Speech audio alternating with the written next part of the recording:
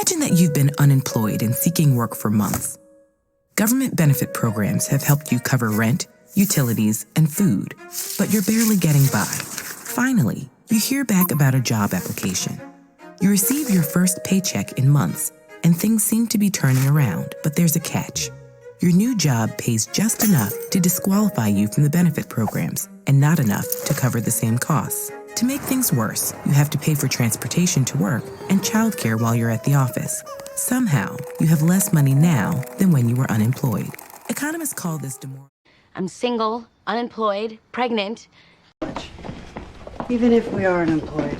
$1,000 per year. The average cost of childcare is about $9,000 per year. If you add food, rent, other utilities, bills, the numbers just don't add up. Our bills have doubled.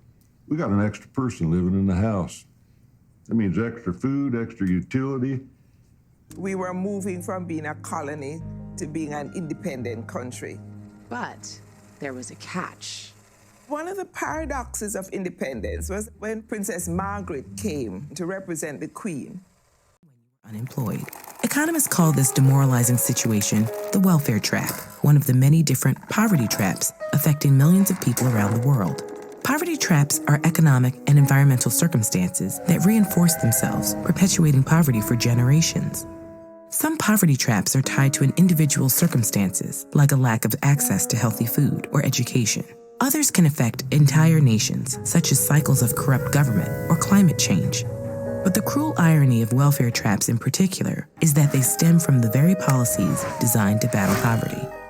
Most societies throughout history employed some strategies to help people in poverty meet basic needs.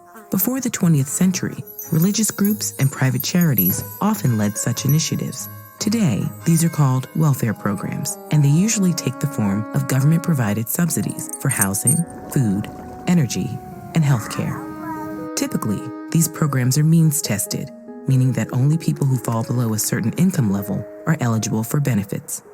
This policy is designed to ensure aid goes to those who need it most, but it also means people lose access as soon as they earn more than the qualification threshold, regardless of whether or not they're financially stable.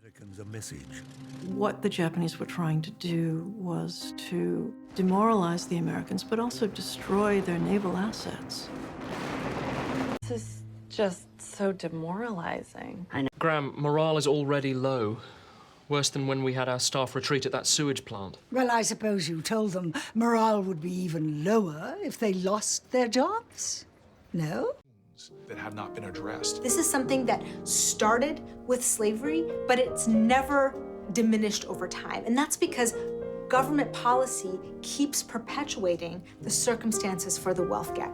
That means that Billy In perpetual darkness, and with no energy from the sun, how can anything survive? A subsidy is taxpayer money given to an industry to keep the price of a product or service artificially low, and in an increase. Remember, our friend can't exist without huge government subsidies.